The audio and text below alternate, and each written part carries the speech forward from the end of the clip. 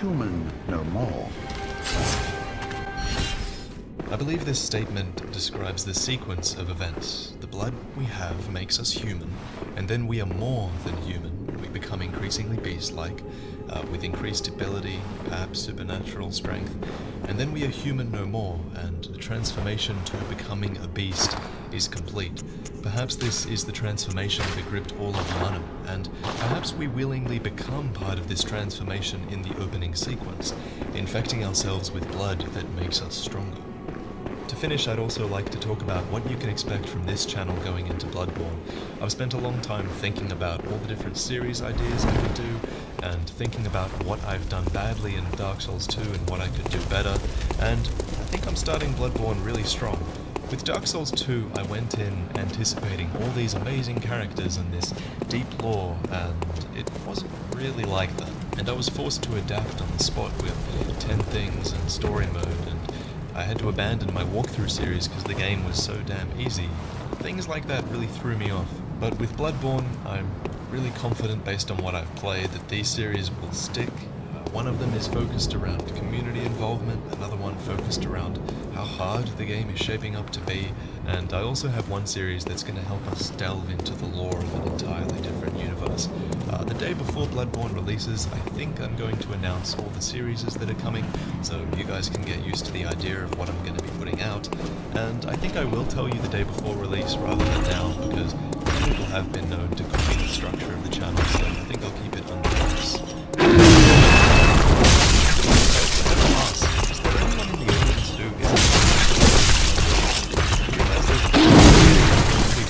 Not everyone.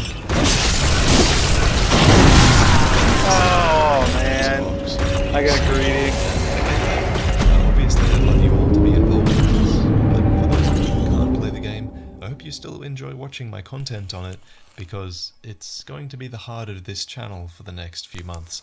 That said, I do have some Souls content planned later this year, so look out for that. And thanks for sticking with the channel if you don't play Bloodborne. But regardless, I'll see you guys all again soon. Cheers, and thanks so much for watching. Bye-bye.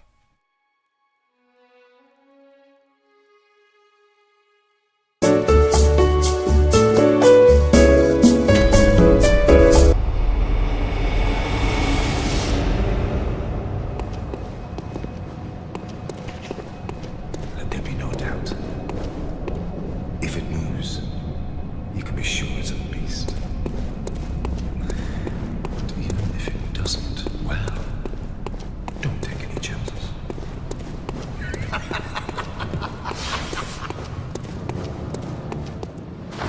Your first playthrough of any Souls game is always going to be that one you remember.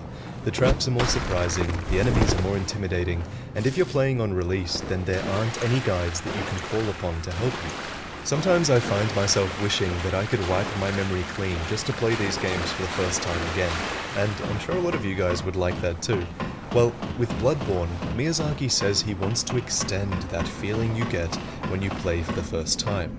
He wants there to be this experience that's different every single time you attempt it, and to achieve this goal, he's introducing a dungeon in the game called the Chalice Dungeon.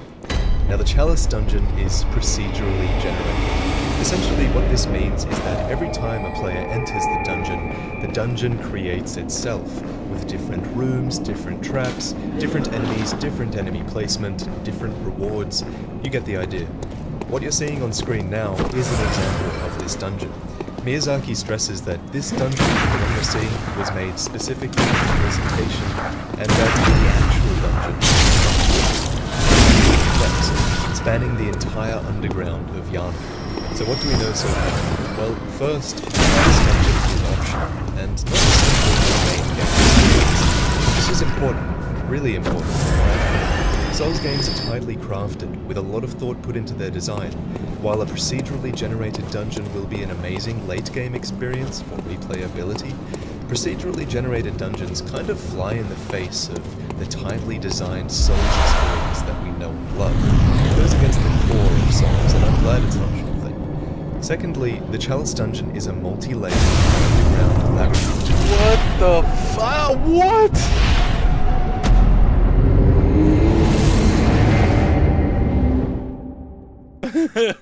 I was wondering what was the deal with all those top hats. There's like a giant invisible creature, apparently.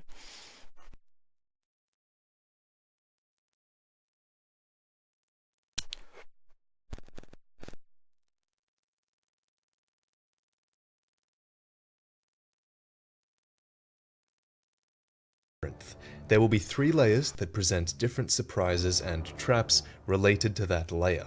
So far we've seen a swamp layer and a crypt layer, so I think that those are the layers they're referring to. Perhaps there's a 3rd layer we haven't seen yet.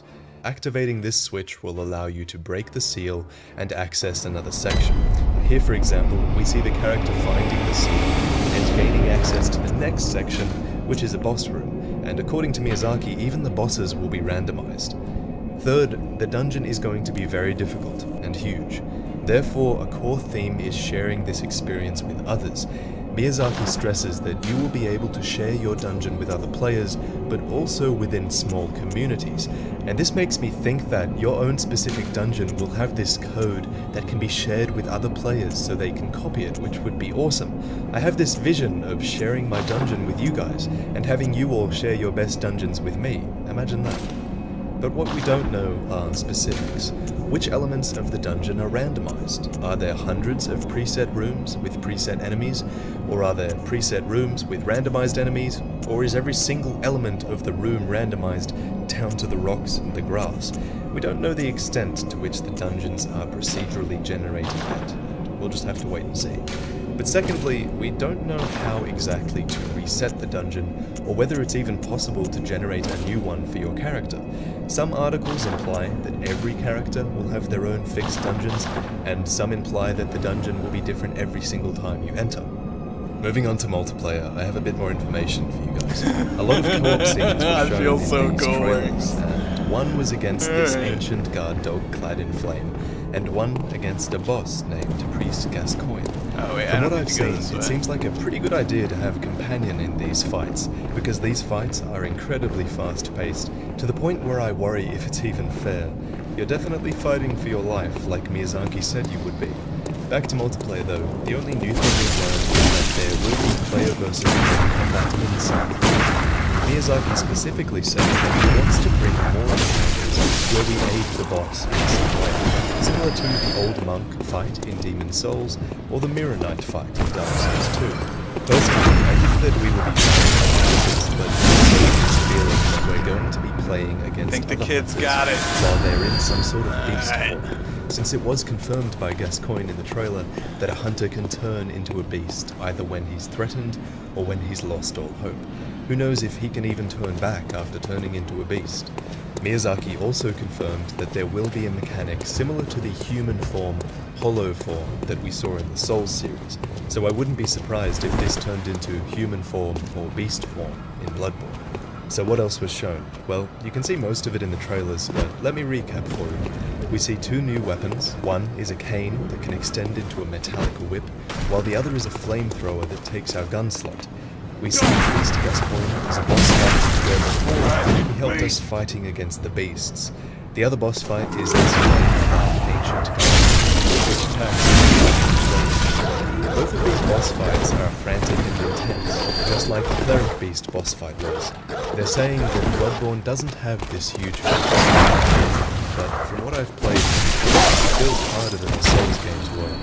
It's also worth mentioning that the game has been postponed and will now be released on the 25th of March. You might think this is a bad thing, but honestly I feel like it's a good sign. Too much these days to see games coming out that are rushed, some promised much later. If a game's being delayed, it's because they want more time to polish it, and I'm all for that. To quote the commentary, a delayed game is eventually good, but a rushed game is forever.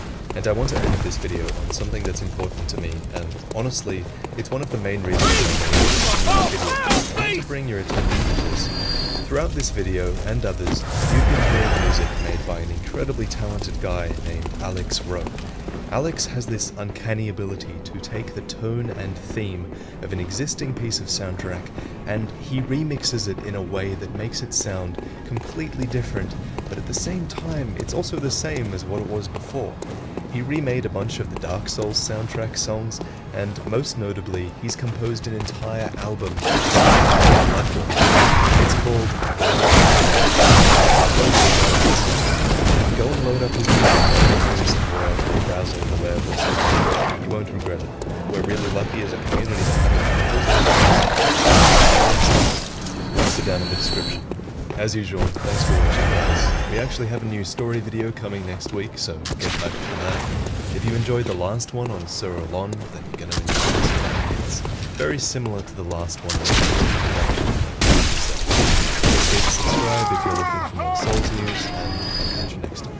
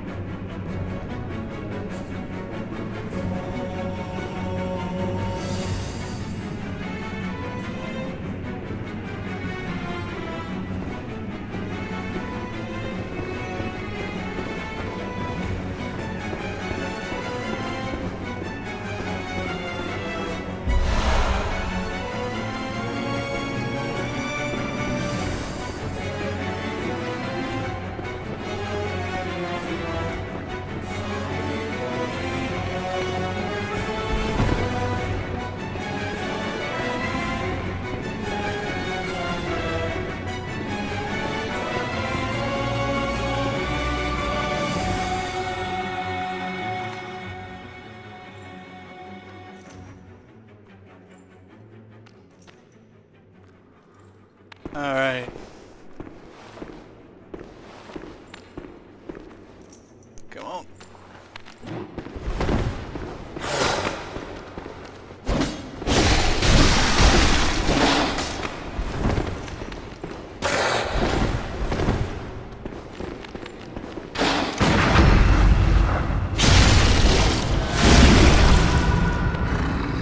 afraid of no werewolves.